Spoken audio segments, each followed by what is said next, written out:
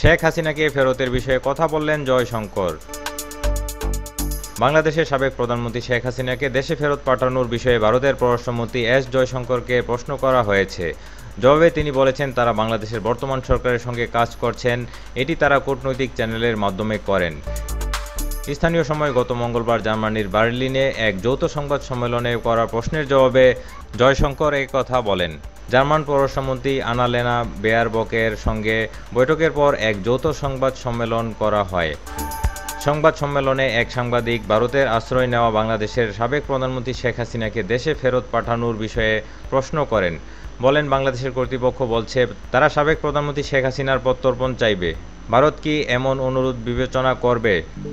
জয়শঙ্কর বলেন, আপনারা জানেন বাংলাদেশের সরকার পরিবর্তন হয়েছে, আমরা স্পষ্টতই এই সরকারের সঙ্গে কাজ করছি।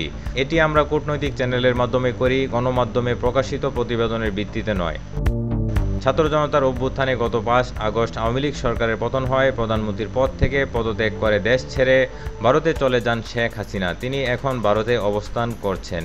এই ছিল সংবাদ। পরবর্তী আপডেট পেতে চ্যানেলটি সাবস্ক্রাইব করে সঙ্গে থাকুন। বিদায় নিচ্ছি। আল্লাহ হাফেজ।